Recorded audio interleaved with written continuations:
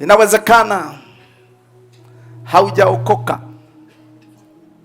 Yesu alikuja kutafuta na kuokoa kilichopotea. Mwanadamu yeyote anamhitaji Mungu, na asipoongozwa sala ya toba hawezi kuunganishwa na Mungu. Anaweza kapewa matunda ya Mungu, lakini asiwe na uhusiano na Mungu. Yamkini uhusiano wako si mzuri na Mungu. Nataka utengeneze uhusiano wako na Mungu.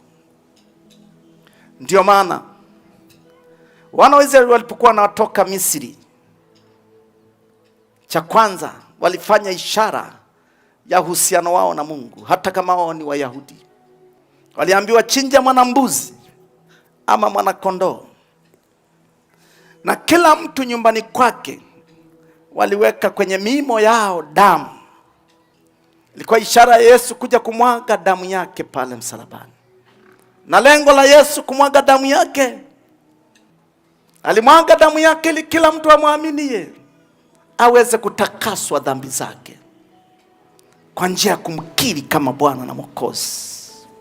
Walipofanya jambo hilo, ndipo usiku wake Mungu alituma malaika wa mauti.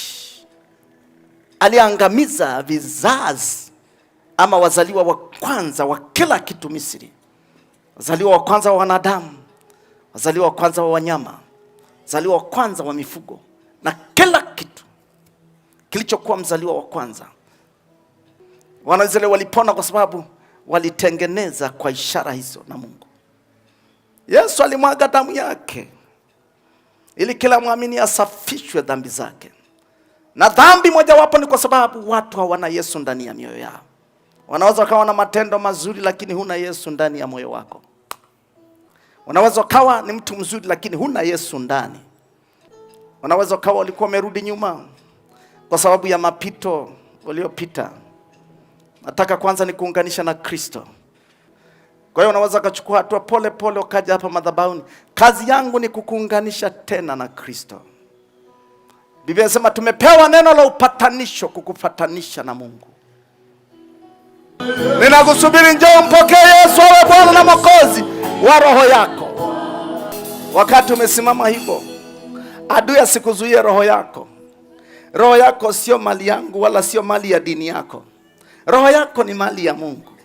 Nataka niwaambie wanadamu, roho yako ni mali ya Mungu. Hata kama ulienda kwa waganga, ulienda kwa sababu umeshawishiwa na au kwa shida ulionayo haikupata utatuzi. Na hata kama una irizi kama yule ndugu aliyekuja kujisalimisha kanisani, ilete irizi yako hapa. Nisije nikaomba alafu na irizi. Irizi sana sawa ni pepo tu, ni jini tu. Umekabidhiwa, umeunganishwa kwenye ulimwengu wa roho, unaambiwa utalindwa, kumbe ndio umewekewa alama. Mungu anapotangaza ufalme wake ni tofauti, my friend. Na wale wanaonifuatilia kwa njia ya mtandao, utafuata kama ambavyo ndugu zangu hapa wanatufuatilia. Sema, Bwana Yesu, nimelisikia neno lako. Ninajua sina uhusiano na wewe, maana wewe ni Mungu mtakatifu. Ninaziungama dhambi zangu mbele zako.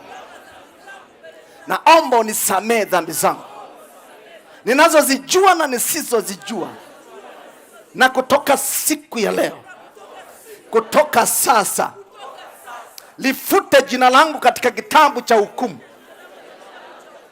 Liandike jina langu, ee Bwana, katika kitabu chako cha uzima na katika kiganja cha mikono yako. Bwana Yesu, ninamkataa shetani na kazi zake. Shetani, mimi si mali yako tena. Mimi ni mali ya Mungu aliye hai, Mungu wa Bwana wetu Yesu Kristo. Asante Bwana Yesu kwa kunisamehe dhambi zangu. Asante Bwana Yesu kwa kuniokoa. Nimeokoka sasa katika jina la Yesu. Amen. Tayari umeokoka.